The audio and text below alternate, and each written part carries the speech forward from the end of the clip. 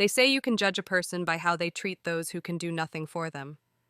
And on a cold Tuesday morning in Denver, Colorado, one billionaire showed his true colors, and one homeless man reminded everyone what dignity really looks like. It started like any other shift at Ruby's Diner, a small place tucked between a gas station and a car wash, where the coffee was strong and the floors squeaked just a little too much. Emma, a single mother of two, had worked there for 7 years. She knew most of her regulars by name, knew how old Mr. Thompson liked his eggs, and when the Henderson twins would show up with syrup in their hair. She didn't mind the long hours or the sore feet. Tips were modest, but they paid for shoes for her boys, and that was enough. That morning, as snow danced just outside the window, Emma spotted a sleek black Rolls-Royce pulling into the lot. She blinked. Nobody in this part of town drove a car like that.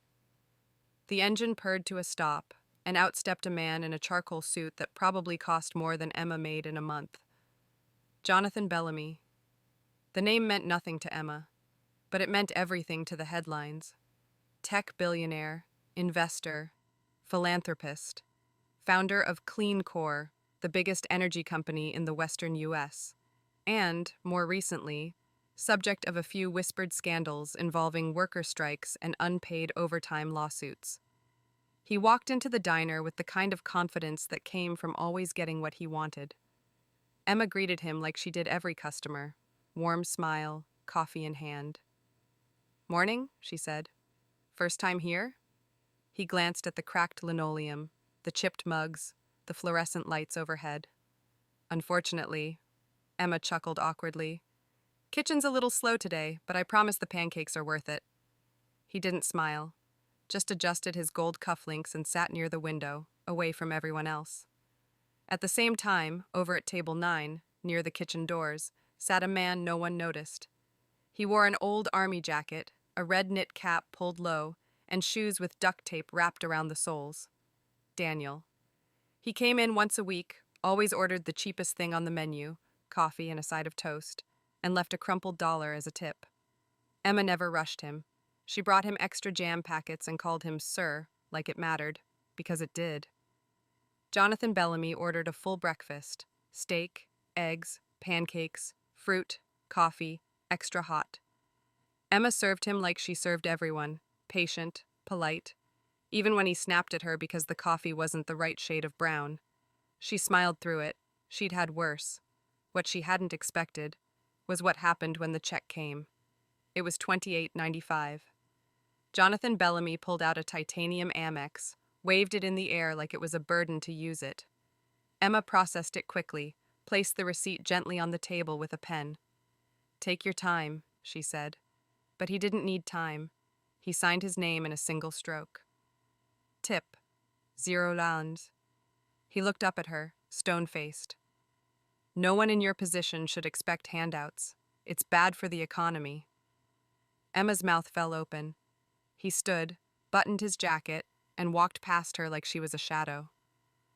But someone had seen the whole thing. Daniel at table 9 didn't say much. He rarely did. But that day, something changed. He waited until the billionaire left, then stood slowly, joints stiff from the cold, walked over to the table where the untouched pancakes sat, still warm.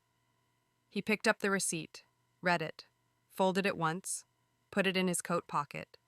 Then he reached into his threadbare backpack, pulled out a zippered pouch, and placed a $5 bill under the coffee cup, for Emma. Then he looked her in the eyes. "Your service was kind," he said. "He just didn't know what kindness costs." Emma tried to hold back tears. The next part, nobody expected, especially not Jonathan Bellamy, because Daniel didn't just disappear into the cold like usual. He walked to the library across the street, logged into a computer, and wrote a post, not on Reddit, not on Facebook, but on a quiet blog he'd used years ago when he worked in PR, before the recession, before his wife died, before the mortgage collapsed everything. The post was titled, "A Billionaire's Breakfast: How Power Blinds Us to Basic Human Decency." It told the story of that breakfast in vivid, cutting detail. It didn't name names, but there were enough breadcrumbs. A Rolls-Royce, a Denver diner, a man who once bragged about building his empire from humble beginnings. He ended it with, "I may be homeless, but I am not heartless. I know what a tip means to someone who stands for 8 hours to earn it. And if I, with holes in my shoes, can find $5 to say thank you, what does that say about a man with 5 billion who couldn't?" The post went viral in under 48 hours. Reddit, Twitter, Facebook, you name it, commenters didn't hold back. This is everything wrong with America in one receipt. Respect to that homeless veteran. Where's the empathy? People started digging. Photos of Bellamy's car at the diner surfaced. Someone on staff recognized the receipt. The media got involved. Within days, reporters were camped outside Jonathan Bellamy's downtown office. He released a statement calling the story misleading and out of context. But it was too late.